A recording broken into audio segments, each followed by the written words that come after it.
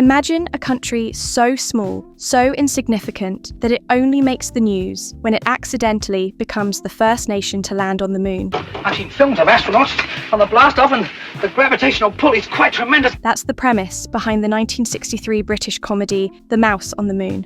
A delightful little Cold War satire that dared to poke fun at the space race at the height of global tensions. Splendid.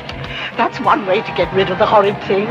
It's a movie that's equal parts political parody, whimsical fantasy, and good old-fashioned British farce. There's showerheads, aren't there? Ah, yes, but we use them as stabilizing jets. And today, we're going to dive into its story, its characters, the cast who brought it to life, and how it fits into the cinematic landscape of the early 60s. This offers them the opportunity, as they say in Texas, to put their money where their mouth was. Now, if the title rings a bell, that's because The Mouse on the Moon is a sequel of sorts to the 1959 film The Mouse That Roared. My late husband and I had always had the welfare of the pig breeders. Wrong speech.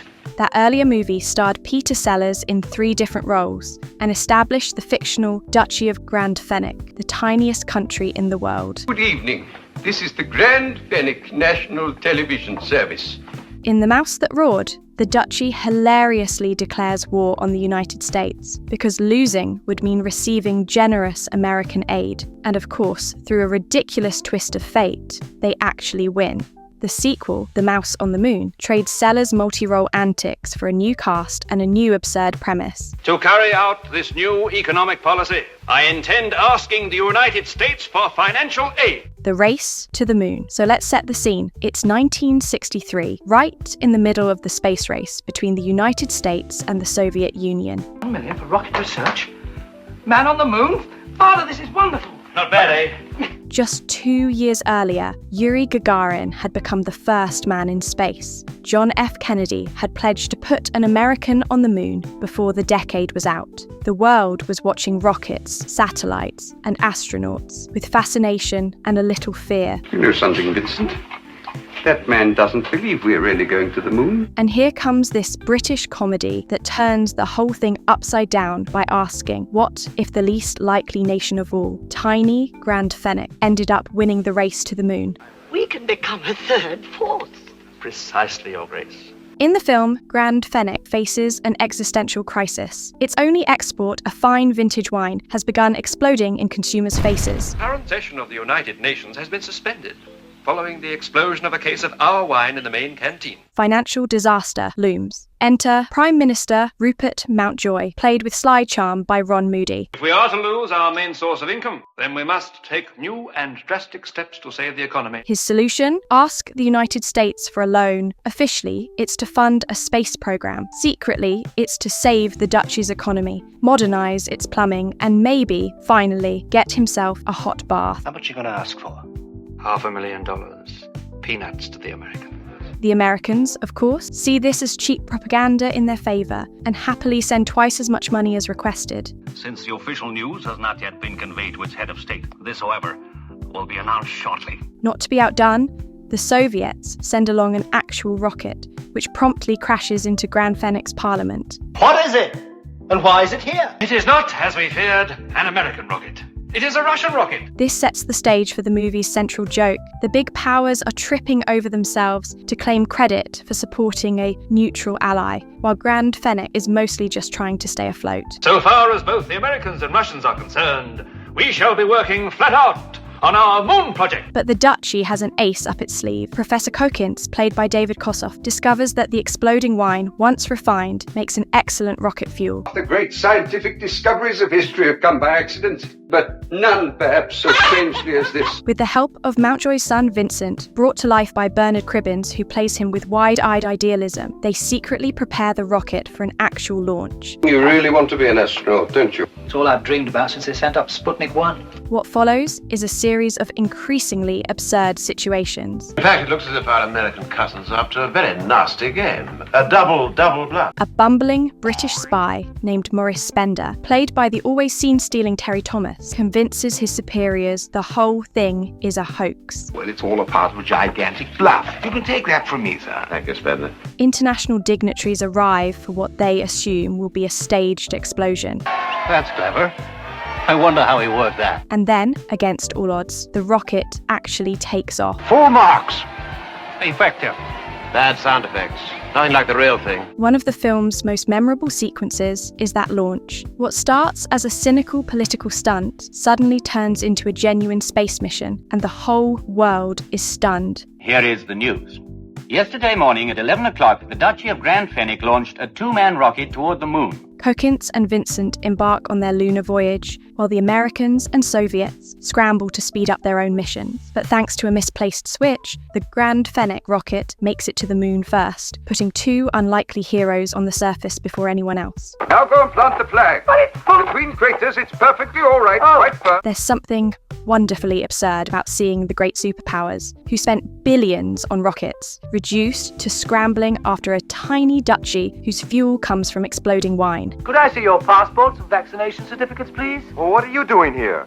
You're not due for 48 hours. And the humour doesn't stop once they reach the moon. When the American and Soviet crews finally arrive, their ships get stuck in lunar dust, forcing them to hitch a ride back with Kossoff and Vincent. Mind the way, please.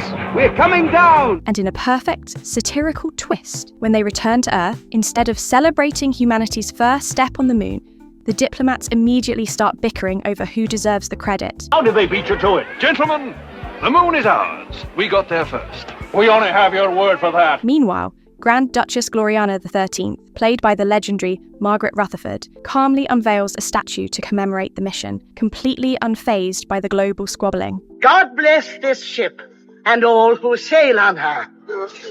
Now, let's talk about the cast, because this movie has a wonderful lineup of British talent. Margaret Rutherford, who is already beloved for her portrayals of Miss Marple, plays the Grand Duchess with regal eccentricity. We must all experiment all the time in our own way. Oh boy, isn't it getting time for me to open Parliament? Ron Moody, best remembered for playing Fagin in Oliver, brings scheming energy to Prime Minister Mountjoy.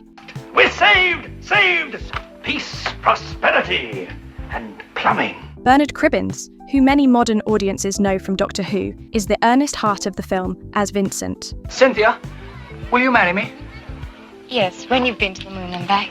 Terry Thomas is at his most delightfully ridiculous as the incompetent spy. Now, here we come to the rocket itself. Now, just look at those shower heads. Pathetic, isn't it? And David Kossoff, as Professor Kossoff, provides just the right amount of bumbling genius. Wine contains an astonishing radioactive element, which I have called Pinotium-64. Add in appearances from familiar faces like John Le Mesurier. There we have it, gentlemen. Independent opinions from every field agree that this money was evidently not for space research. Peter Sallis. America does not want the true international cooperation. And even Frankie Howard making a cameo as himself. 3 weeks? Oh dear. I'll have to make other arrangements. And you've got a veritable who's who of British comedy in the early 60s. Excuse me, old chap. Haven't you started the countdown yet? Oh, we have no countdown. There's no one to count. In terms of production, The Mouse on the Moon was filmed in Britain, with sets standing in for the Duchy of Grand Fenwick. The Duchess of Grand Fenwick requests the pleasure of your company to witness the launch. It was directed by Richard Lester, in only his second feature film. This is significant because just a year later, Lester would shoot to international fame, directing A Hard Day's Night with the Beatles. Changing the look and feel of music and comedy films forever, you can already see flashes of his playful, fast-paced style in The Mouse on the Moon.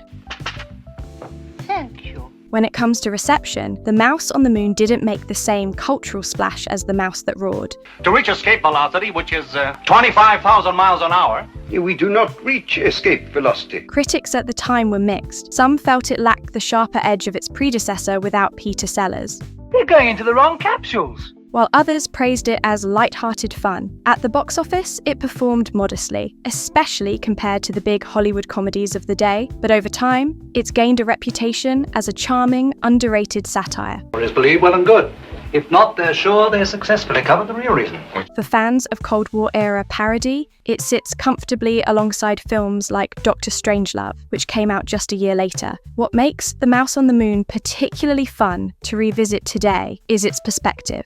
In 1963, the idea that a tiny nation could beat the superpowers to the moon was pure comedy. Good evening, gentlemen. Grand Fenwick welcomes you to its moon. But in hindsight, It feels almost prophetic. The space race wasn't just about science or exploration. It was about image, influence, and international bragging rights. And this little movie captured that absurdity long before Neil Armstrong ever set foot on the lunar surface. So why should you watch The Mouse on the Moon today? Not because it's a blockbuster or a cultural juggernaut, but because it's a time capsule. It's a clever, good-natured comedy that pokes fun at the biggest geopolitical rivalry of its era without ever being mean-spirited. It reminds us that sometimes the smallest voices and the silliest ideas can shine the brightest, even when the whole world is caught up in a race for power. And if nothing else, you'll never look at a bottle of wine the same way again.